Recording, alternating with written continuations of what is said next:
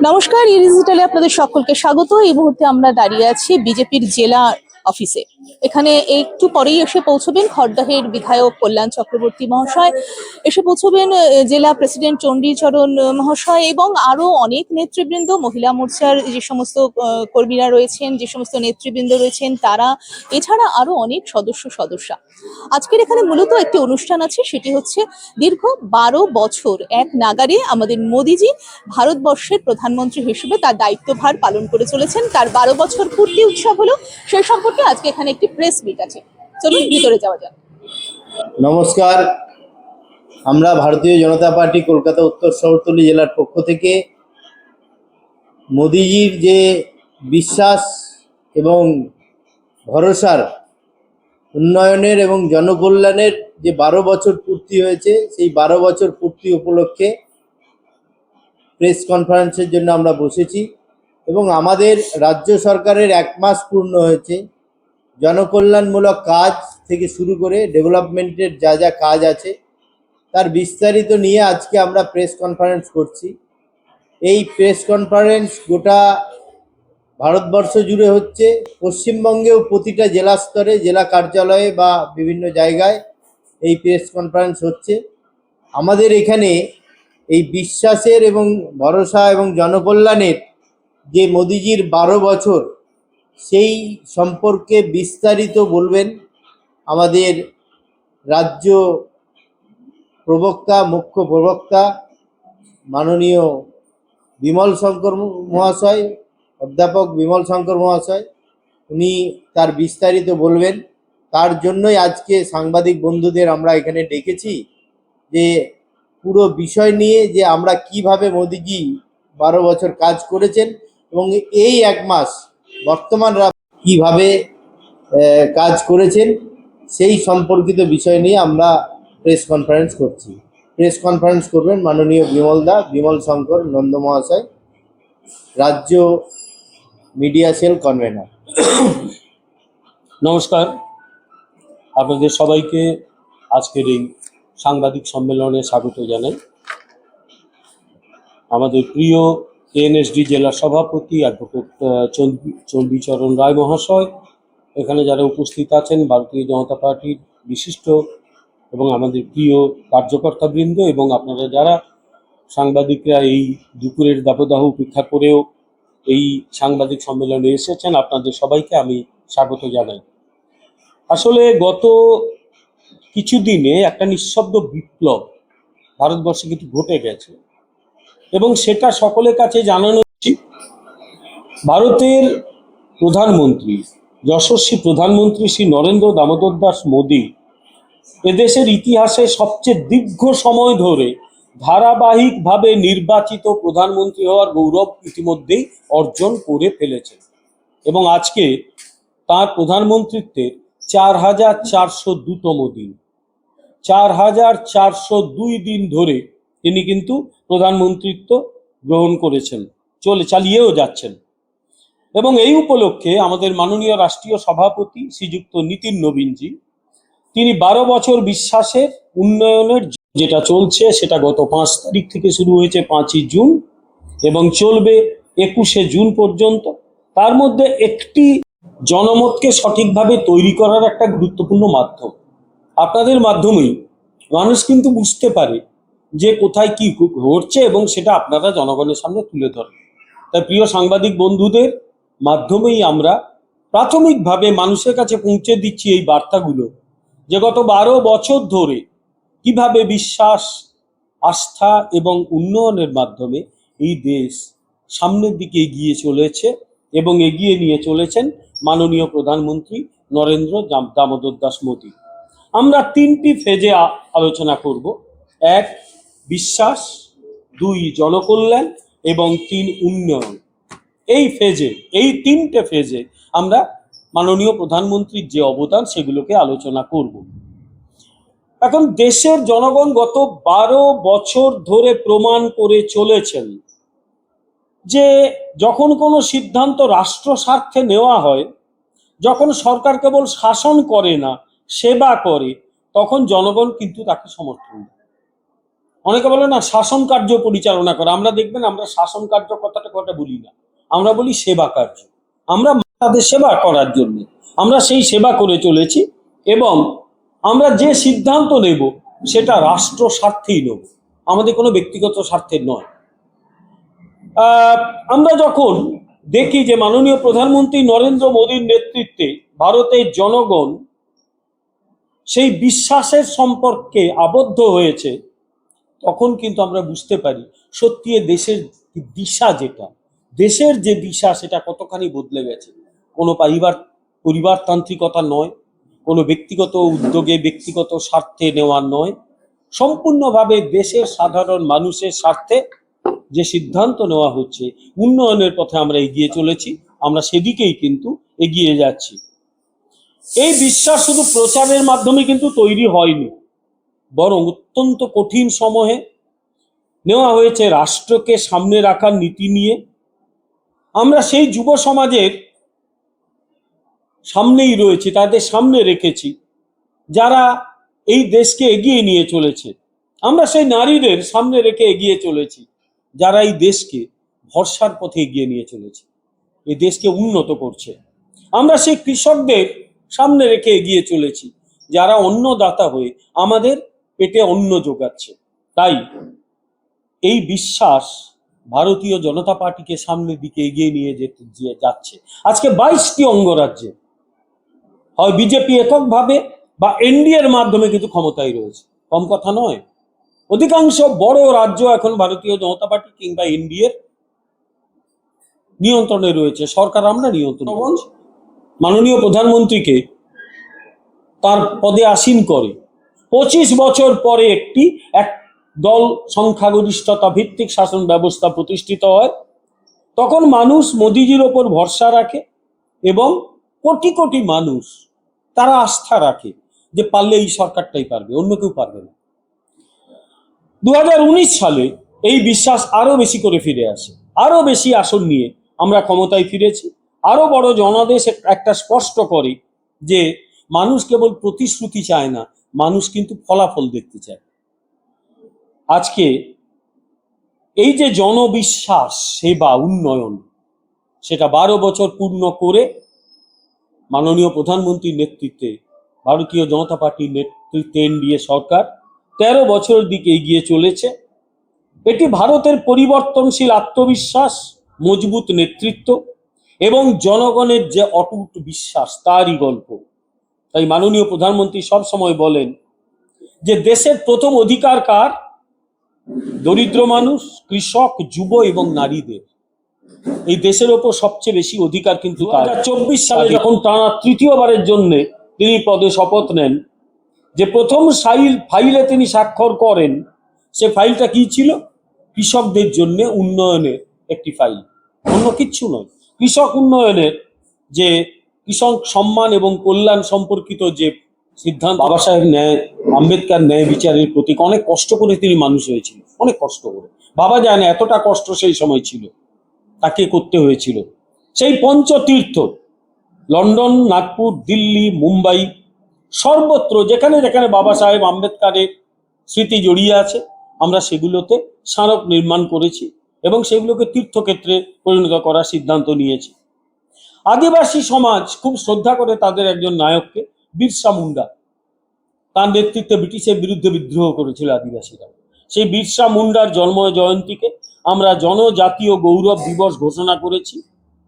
আমাদের দেশকে এক করেছিলেন, সেই ইতিহাস অনেকে ভুলিয়ে রাখে। আপনারা জানেন যে ভারত যখন স্বাধীন হয়েছিল, এই দেশ এইরকম দেশ ছিল নাকি? একেবারেই ছিল না।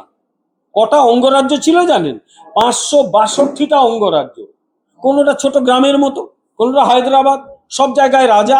ব্রিটিশরা তাদের বলে দিয়ে চলে গেছিল তোমরা চাইলে স্বাধীন থাকতে পারো। তারা অনেকে স্বাধীনতার কথা ভাবছিল। তারা যদি স্বাধীন থাকতো আজকে ভারত বলে কিচ্ছু হতো না। ভারতের মাঝখানে একটা স্বাধীন দেশ, উত্তরে স্বাধীন, দক্ষিণে স্বাধীন, এভাবে দেশ চলে না। প্রথম বুঝেছিলেন তিনিও গুজরাটের মানুষ, সর্দার বল্লভভাই প্যাটেল।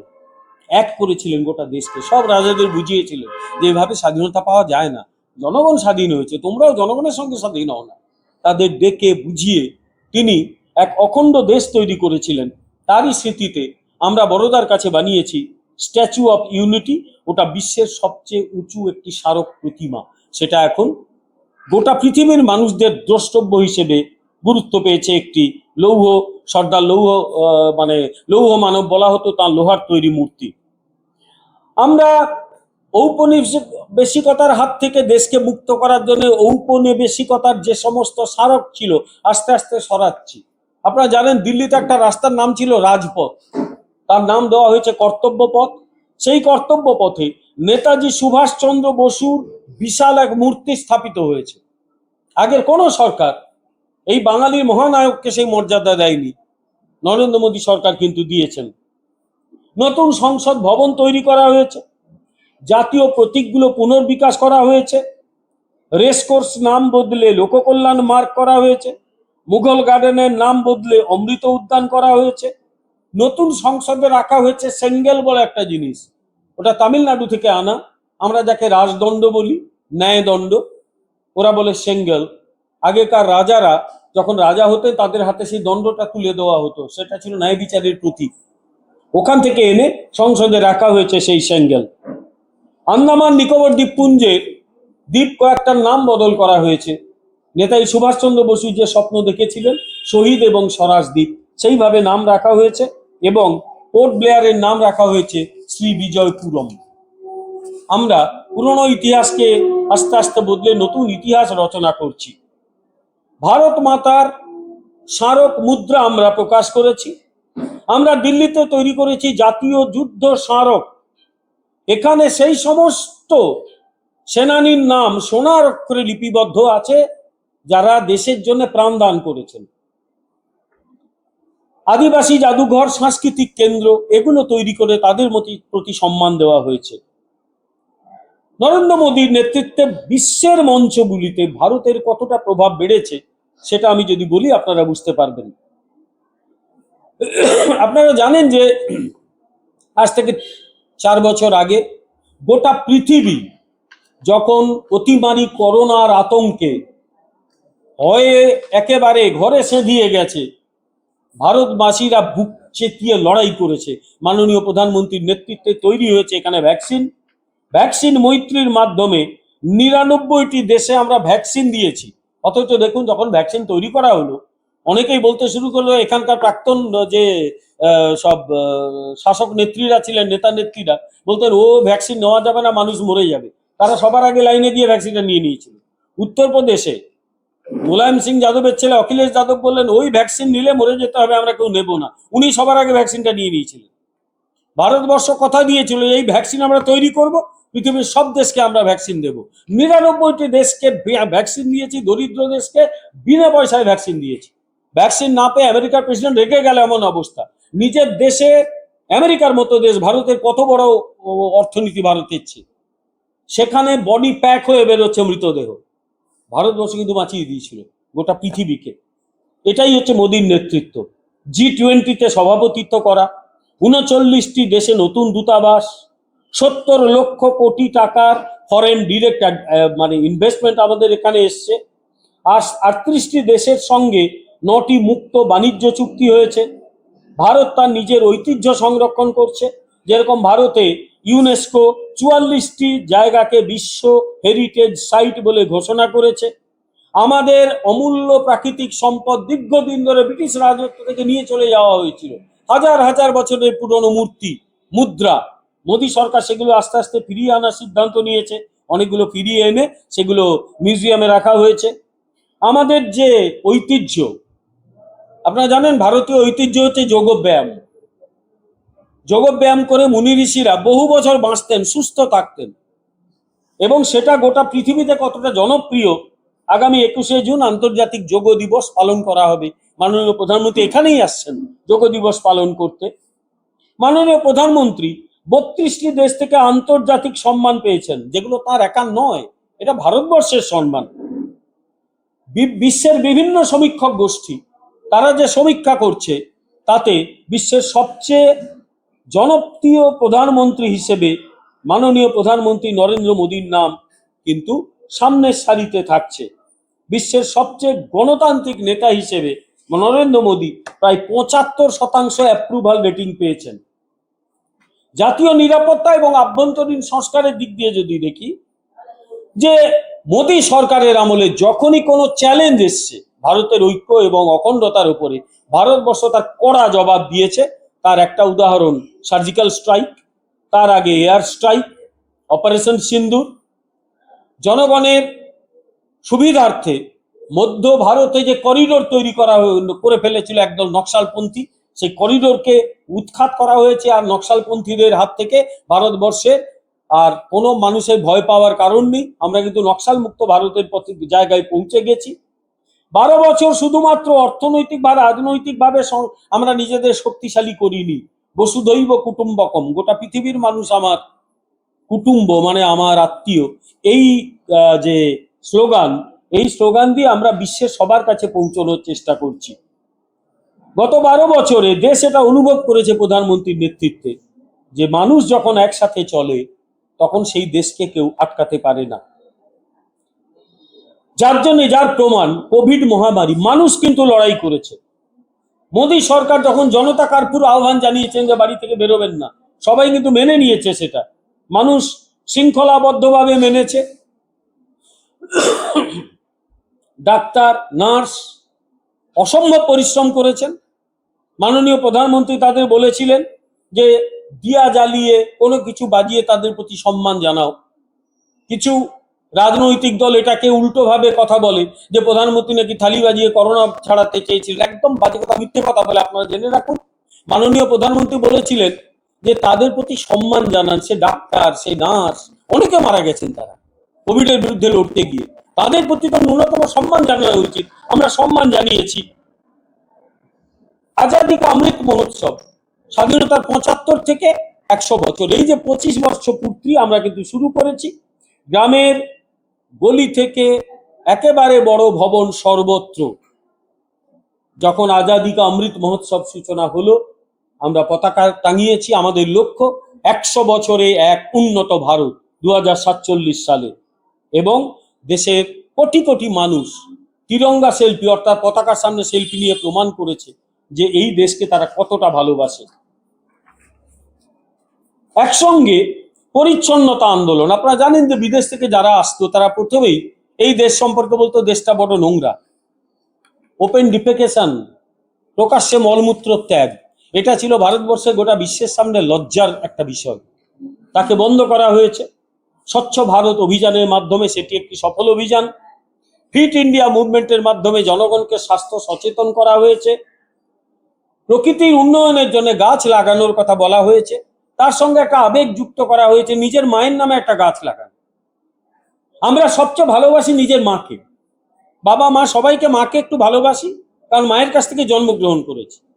তাই সেই মায়ের নামে গাছ লাগানো মানে সেই গাছকে সম্মান করবো, আমরা তাকে বাঁচিয়ে রাখবো। গোটা ভারতবর্ষে গাছ লাগানোর একটা ব্যাপক কর্মসূচি চলছে।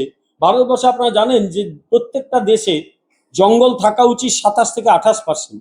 আমাদের দেশে কমে সেটা প্রায় 13%-এ পৌঁছেছিল। বিগত 12 বছরে ওটা কিন্তু বেড়েছে 17%। ওটাকে 25-এর জায়গায় আমরা নিয়ে যাব।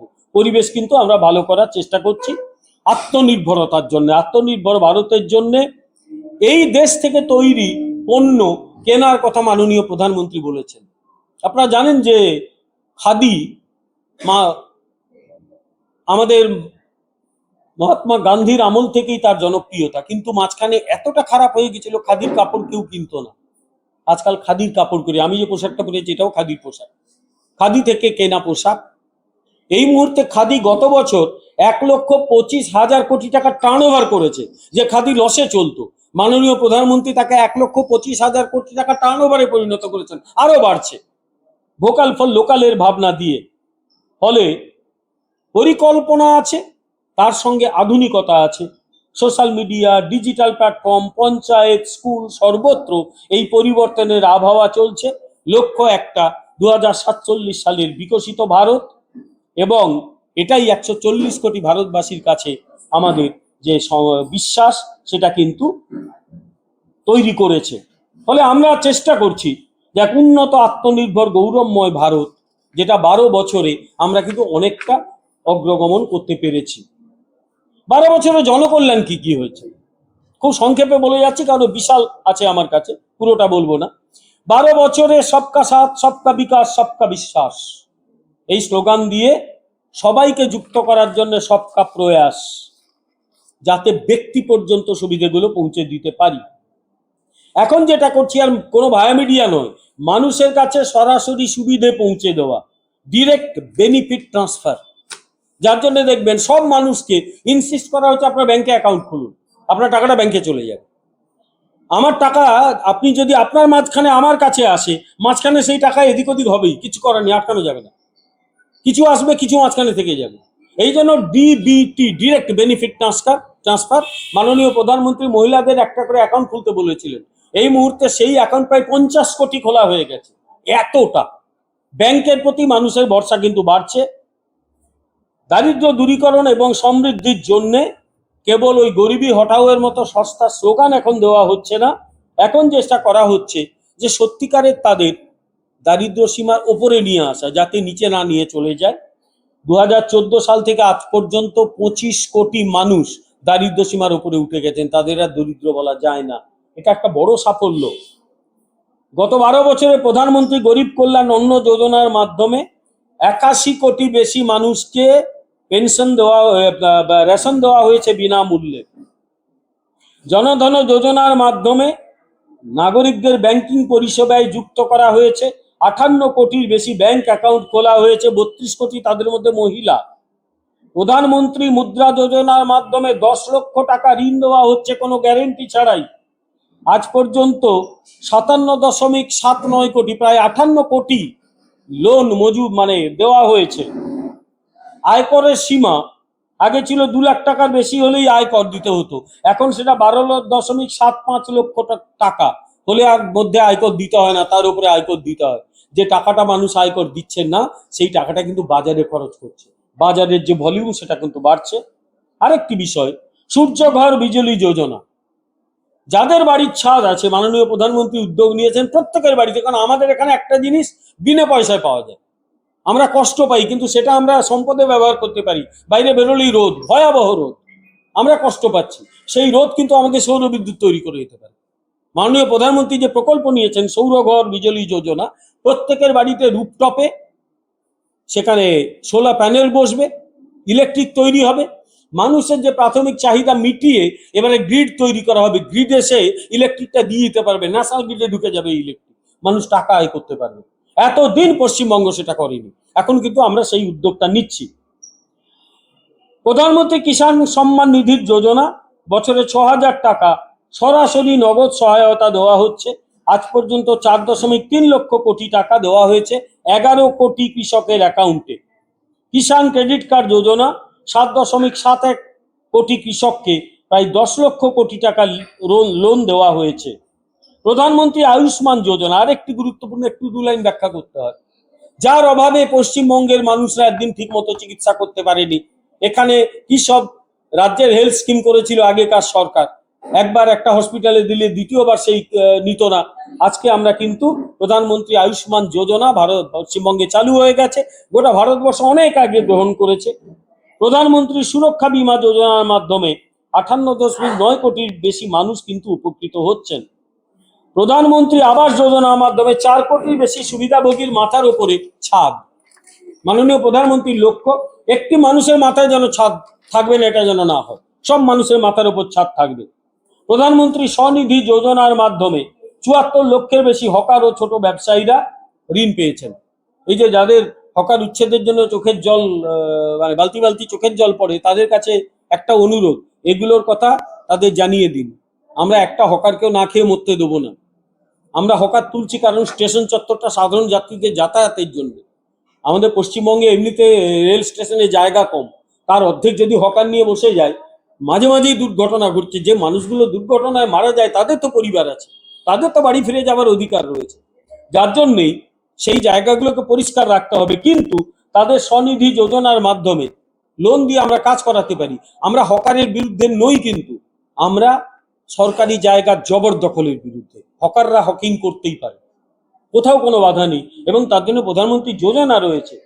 স্টার্ট আপ ইন্ডিয়া, যারা ব্যবসা করতে চায়, 15,000 কোটি টাকারও বেশি ঋণ কিন্তু SC STদের জন্য দেওয়া হয়েছে।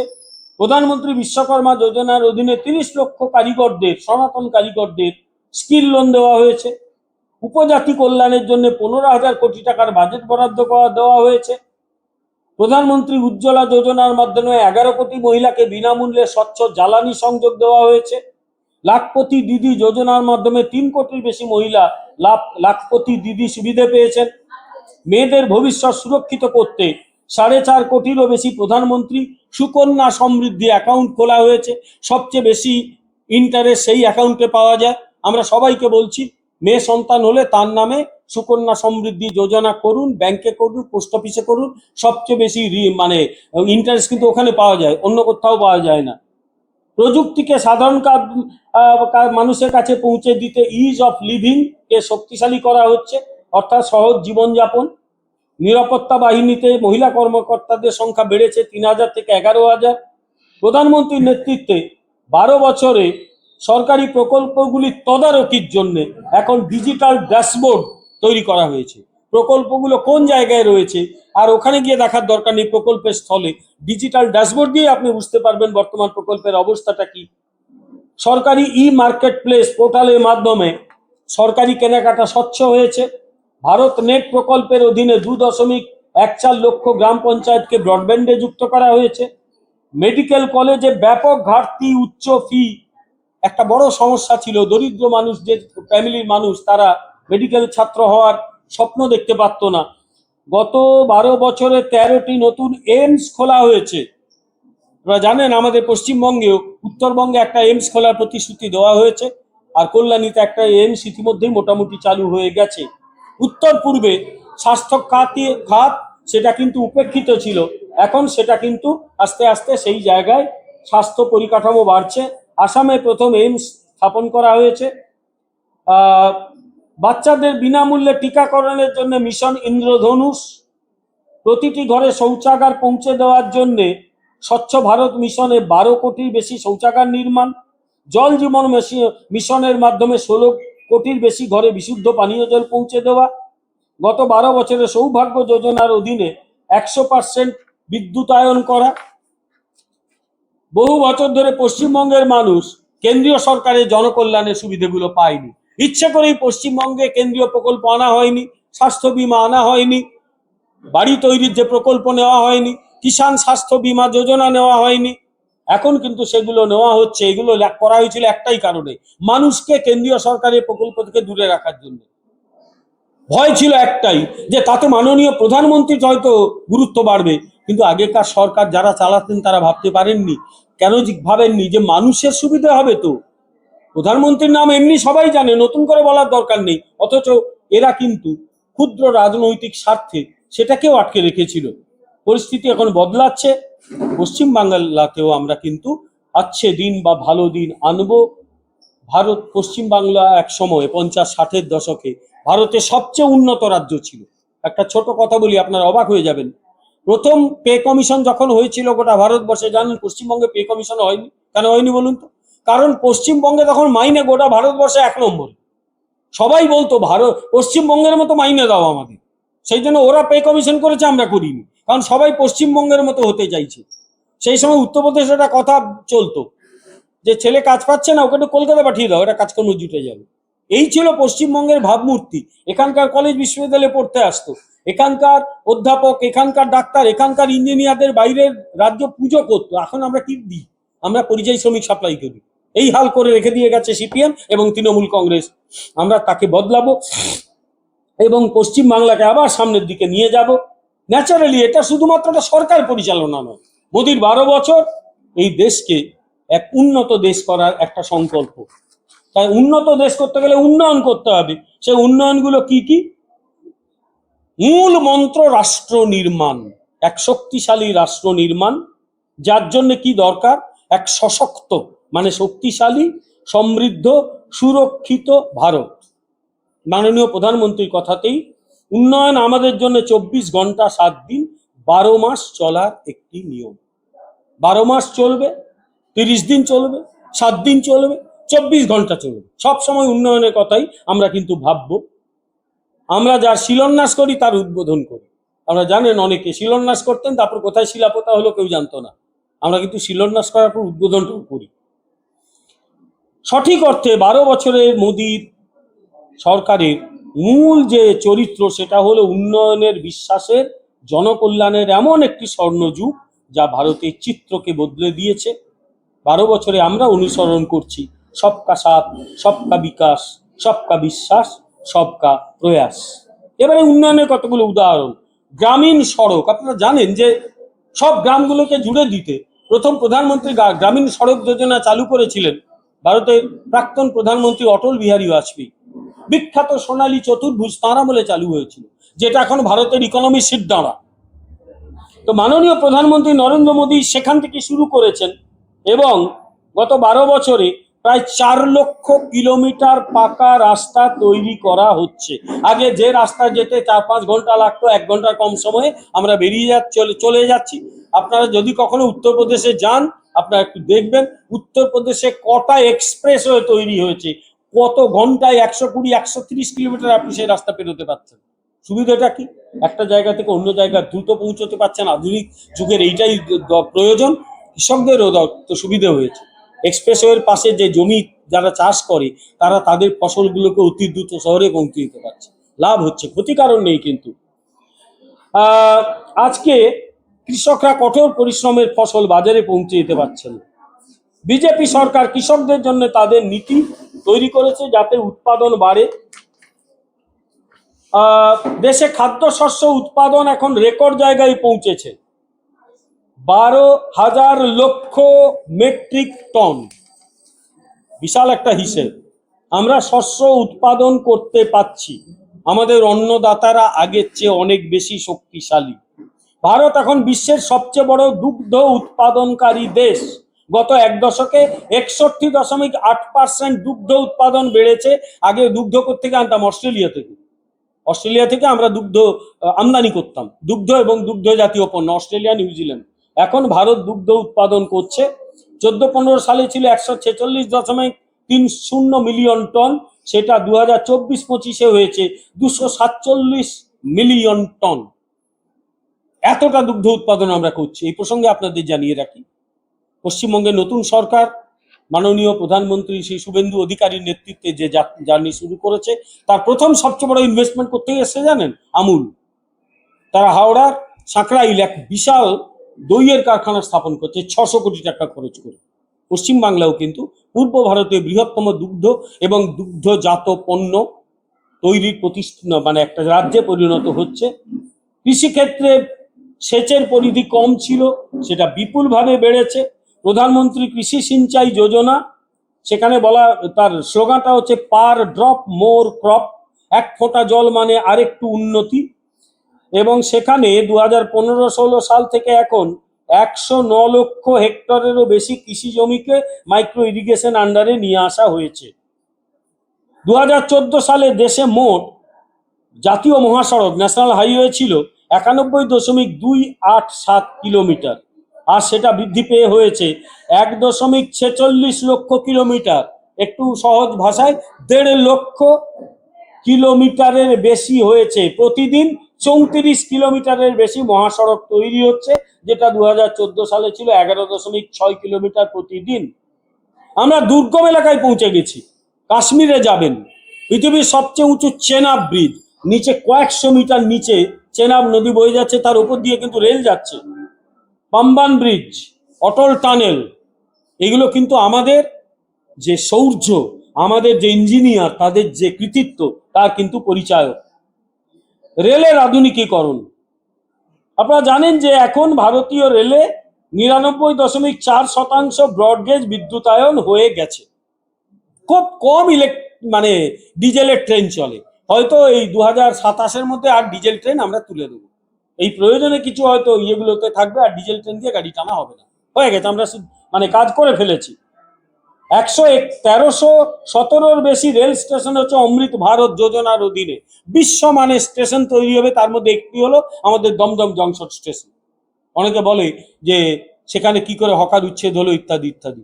ওরা জানে না যে দমদম স্টেশনের জায়গাগুলো দখল হয়ে বসে আছে, পুরো জায়গাটা দখল।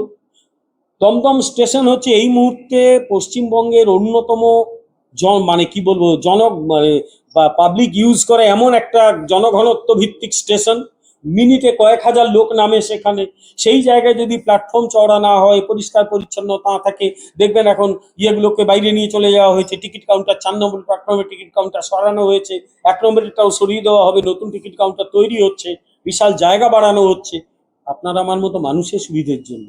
এটা কিন্তু হচ্ছে অমৃত ভারত স্টেশন প্রকল্পের অধীনে। 12 বছরে রেলের যে গতিশীল ট্রেন আমাদের দেশের ইঞ্জিনিয়াররা বানিয়েছেন, বন্দে ভারত এক্সপ্রেস, সেটা কিন্তু বানানো হয়েছে এবং আমরা তার সঙ্গে তৈরি করছি এখন 164টি বন্দে ভারত এক্সপ্রেস চলছে। এটা সুরক্ষার পরিচায়ক, আধুনিকতার পরিচায়ক। এবারে বুলেট ট্রেনের যুগে আমরা কিন্তু প্রবেশ করছি। বুলেট ট্রেন চলবে, পশ্চিমবাংলাও চলবে, শিলিগুড়ি থেকে বারাণসী বুলেট চলবে, ঠিক যেরকম মুম্বাই থেকে আহমেদাবাদ, আহমেদাবাদ থেকে দিল্লি, এই রাস্তাটাকে বুলেট ট্রেন এর সঙ্গে জোড়া হচ্ছে। স্বাধীনতার সময় দেশে 67 বছরে স্বাধীনতার পরে মোট 74টি বিমানবন্দর ছিল। গত 12 বছরে 90টির বেশি নতুন বিমানবন্দর তৈরি করা হয়েছে, অর্থাৎ 164টা পেরিয়ে গেছে বিমানবন্দরের সংখ্যা। সাধারণ মানুষ, আপনার আমার মতো মানুষ, স্বপ্ন ছিল বিমানে চড়ব, এখন অধিকাংশ মানুষ প্লেনে যায়। দিল্লিতে গেলে একটু আগে থেকে টিকিট কাটলে প্লেনে যেতে পারে। আর তার সঙ্গে মন্ত্র যেটা হয়েছে, প্রযুক্তির মাধ্যমে জনকল্যাণ, প্রযুক্তি ব্যবহার হবে জনকল্যাণের মাধ্যমে। প্রধানমন্ত্রী গ্রামীণ ডিজিটাল সাক্ষরতা মিশন, যাতে 6 কোটির বেশি মানুষকে কম্পিউটার শেখানো, কম্পিউটারের গুরুত্বপূর্ণ দিকগুলো শেখানো। এক রাষ্ট্র এক বাজারের সংকল্প 2024-25 সালে জিএসটি সংগ্রহকে বাড়িয়ে কত করেছে জানেন? 22 লক্ষ কোটি টাকা। JAM ট্রিনিটি অর্থাৎ জনধন আধার মোবাইল এর মাধ্যমে 34 লক্ষ কোটির বেশি অর্থ সরাসরি দরিদ্রদের ব্যাংক অ্যাকাউন্টে পৌঁছচ্ছে। ভারত নেট প্রকল্পের আওতায় প্রায় 2.14 লক্ষেরও বেশি গ্রাম পঞ্চায়েতকে অপটিক্যাল ফাইবারের সঙ্গে যুক্ত করা হয়েছে। যে উত্তর পূর্বাঞ্চল একসময়ে ভয়ঙ্কর বিশৃঙ্খলা এবং সন্ত্রাসবাদের প্রায় গ্রাসে চলে গেছিল, সেই উত্তর পূর্বাঞ্চল এখন অন্যতম শান্ত জায়গা, সেখানে উন্নয়ন পৌঁছেছে। দিল এবং দিল্লি, তাদের মন এবং দিল্লি কাছাকাছি পৌঁছেছে। আর প্রধানমন্ত্রী নিজে 81 বারেরও বেশি উত্তর পূর্বাঞ্চলে গেছেন। উত্তর পূর্বের 8টি রাজ্য আমাদের কাছে অষ্টলক্ষ্মী বলে পরিচিত, যাদের অর্থনীতি 3 গুণ বেড়েছে, এবং সিকিম আর অরুণাচল প্রদেশে স্বাধীনতার পরেই প্রথম বিমান নামছে। এটা একটা গুরুত্বপূর্ণ বিষয়। ফলে আমাদের মূল লক্ষ্য কিন্তু দেশ প্রথম। তার সঙ্গে রয়েছে ডিজিটাল পেমেন্ট, ওই টাকা পয়সার যে অর্থনীতি, সেখান থেকে বেরিয়ে এসে আমরা কিন্তু ডিজিটাল পেমেন্টে দিকে যাচ্ছি। যখন ডিজিটাল পেমেন্টের কথা মাননীয় প্রধানমন্ত্রী ঘোষণা করেছিলেন, আমার মনে আছে, আমার এখনো মনে পড়ছে, লোকসভায় তখন একজন কংগ্রেসের আইনজীবী, নামও বলতে অসুবিধা নেই, তো বলেছিল কপিল সিব্বল, তিনি আঙুল তুলে বলেছেন, মাননীয় প্রধানমন্ত্রী আপনি বলতে পারবেন যে লোকটি আলু বেচে সে ডিজিটালি পেমেন্ট নেবে? আপনি কোন যুগে বাস করছেন? আর এখনো আমি ডিজিটাল পেমেন্টে খুব একটা সরগর হইনি, কিন্তু আলুর দোকানি সে কিন্তু হয়ে গেছে, একজন আইসক্রিমওয়ালা সে কিন্তু হয়ে গেছে, সে ডিজিটাল পেমেন্টের একটা ডিভাইস নিয়ে ঘুরে বেড়ায়। এটাই প্রধানমন্ত্রীর স্বপ্নের ভারতবর্ষ। শুধু কাগজের পরিকল্পনা করে নয়, এখন বাস্তবায়ন হচ্ছে। পরিকাঠামো খাতে 2014 সালে ব্যয় হতো 2 লক্ষ কোটি, এখন সেটা হচ্ছে 12.2 লক্ষ কোটি। ভারত এখন বিশ্বের অন্যতম অর্থনৈতিক মহাশক্তি। 2025-26 সালে ভারতের অর্থনীতি 345 লক্ষ কোটি টাকা পার করে গেছে। তা আমাদের অর্থনীতির এই শক্তির আন্দাজ আপনারা আরেকটা বিষয় থেকে জানতে পারেন। আমাদের বৈদেশিক মুদ্রার তহবিল এখন কত জানেন? 67 লক্ষ কোটি টাকা। 11 মাস যদি একটা পয়সাও আমরা আয় না করি, চালিয়ে যাব। এবং আমরা প্রয়োজনে সতর্কও হই। জানেন যে গালফ ওয়ার অর্থাৎ উপসাগরীয় যুদ্ধের সময় মাননীয় প্রধানমন্ত্রী যখন আমাদের সতর্ক হতে বললেন, অনেকে বলল যে ভারতবর্ষের অর্থনীতি কি ভেঙে পড়ছে? একদম না, সাবধানের মান নেই বলে একটা কথা আছে। মাননীয় প্রধানমন্ত্রী আমাদের সতর্ক থাকতে বলেছেন। আমাদের 11 মাসের মজুত আছে, তেল কিনতে পারবো, 11 মাসের টাকা রয়েছে আমাদের কাছে, কিন্তু সাবধানের মান নেই। সতর্ক হতে হবে আমাদের, যাতে অতিরিক্ত খরচ আমরা না করি, তেলের ওপর নির্ভরতা কমাই। এই প্রসঙ্গে একটা কথা বলি, তেলের ওপর নির্ভরতা কমানোর জন্য আমরা এখন ইলেকট্রিক কারের ওপর বেশি নজর দিচ্ছি। 2030 সালে লক্ষ্য রাখা হয়েছে যাতে বর্তমানে যা ইলেকট্রিক কার চলে তার চেয়ে আরো বেশি সংখ্যক ইলেকট্রিক কার যেন চলে। অটো বদলে টোটোর সংখ্যা বাড়ছে, পরিবেশ দূষণ কমছে, এক নতুন ভারতের দিকে আমরা সত্যি যাচ্ছি। আমাদের ডাইরেক্ট ট্যাক্স কালেকশন হচ্ছে 27 লক্ষ কোটি টাকা। আরেকটি বিষয় যেটা আমরা শেষ করব, উৎপাদন। আপনারা জানেন একটা দেশ এগোতে পারে ম্যানুফ্যাকচারিং এর জন্য, ম্যানুফ্যাকচারিং না হলে সেই দেশে এগোতে পারবে না। 2026 মার্চ পর্যন্ত আমাদের যে যোজনা করা হয়েছিল production linked incentive, 20 lakh crore টাকার বেশি রেকর্ড বিক্রি নথিভুক্ত হয়েছে। এই যে পিএলআই যোজনার সবচেয়ে বড় সাফল্য হলো 12 লক্ষের বেশি কিন্তু যুবকরা এখন কাজ করছে।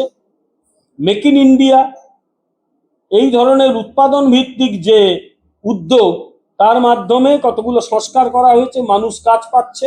ভারত ইলেকট্রনিক্স উৎপাদন 2014-15 সালে ছিল 1.9 লক্ষ কোটি টাকা, 2024-25 সালে 11.3 লক্ষ কোটি টাকা।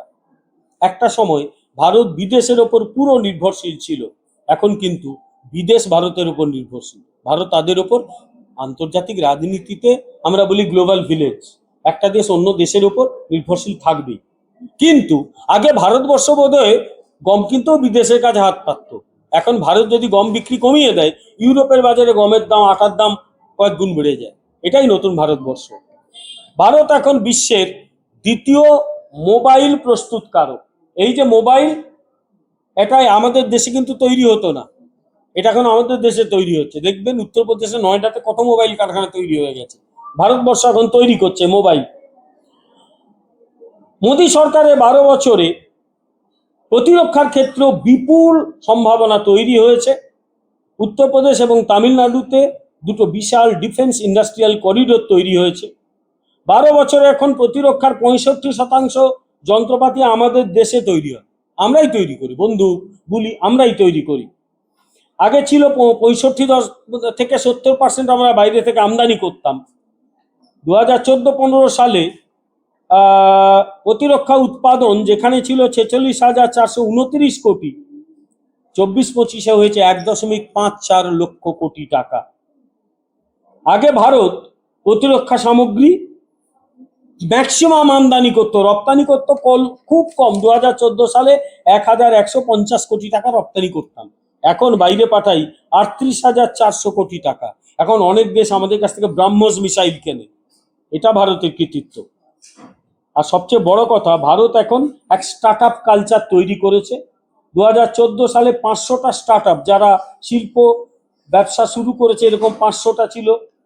আজকে সেই সংখ্যা 2.6 লক্ষ স্টার্ট আপ সংস্থায় আমরা পৌঁছে গেছি। পরিবেশ সংরক্ষণ, অজীবাশ্ম জ্বালানিতে আমরা এগিয়েছি।